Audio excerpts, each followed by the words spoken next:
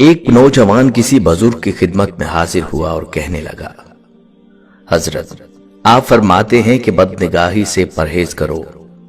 نوجوان ہوں، بازار سے گزرتے ہوئے میری نگاہ قابو میں نہیں رہتی، کیا کروں؟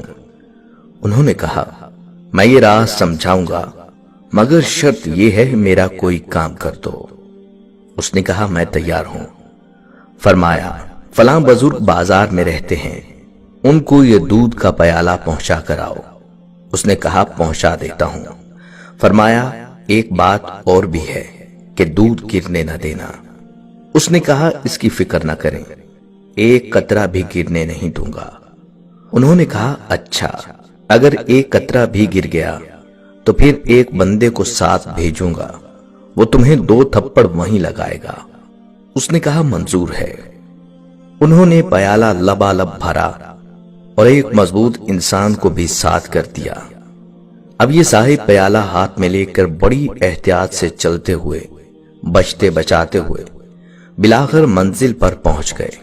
خوشی خوشی واپس آئے کہ حضرت میں نے دودھ بزرگ تک پہنچا دیا، اب آپ مجھے نظر کی حفاظت کا طریقہ بتائیے۔ انہوں نے کہا، دودھ تو پہنچا دیا ہے، مگر یہ بتاؤ آج راستے میں تم نے کتنی شکلوں کو دیکھا؟ کہنے لگا، حضرت ادھر دھیان ہی نہیں تھا۔ کیوں دھیان نہیں تھا؟ عرض کیا، حضرت دل میں خوف تھا کہ پیالہ جھک گیا تو ساتھ چلنے والا بھرے بازار میں جوتے لگائے گا، میری رسوائی ہوگی۔